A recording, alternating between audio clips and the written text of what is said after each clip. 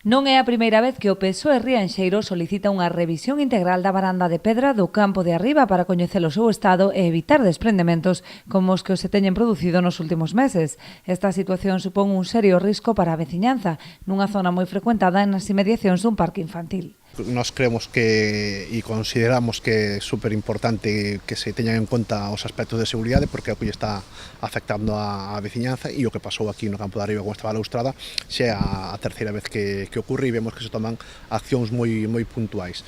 O que se necesita é unha valoración técnica urxente de toda a balaustrada e darlle a seguridade ás familias que están xogando no parque de que non corran o risco de que caia a balaustrada como xa pasou en algunha ocasión e nestas datas onde hai xente en Rianxo que se vai ademais ocupar este espacio, consideramos que a actuación ten que ser moito máis intensa do que se está promovendo. Ademais dos problemas de seguridade, os socialistas denuncian tamén a falla de mantemento e limpeza noutros puntos do centro urbano, como na Praza da Fonte, proxectando unha negativa imaxe do municipio.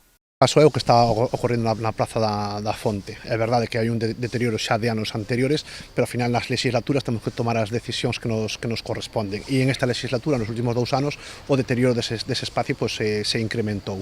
E vemos que o goberno non actúa. Nós consideramos que os aspectos que afectan a seguridade da veciñanza hai que atallalos de forma urxente. Na última documentación que nos remiteu o Concello, vemos que esas denuncias dos propios veciños e veciñas por caídas por mal estado das rúas se incrementou de forma considerable e por isto estamos insistindo ao alcalde de forma positiva de que tome realmente as rendas do Concello no ámbito da seguridade e que lle permita a veciñanza ese tránsito tranquilo por as nosas rúas. Dende o PSOE acusan o goberno de deixadez, posto que a pesar das reiteradas demandas do seu grupo e das queixas veciñais, os espazos públicos seguen sen presentar as condicións axeitadas.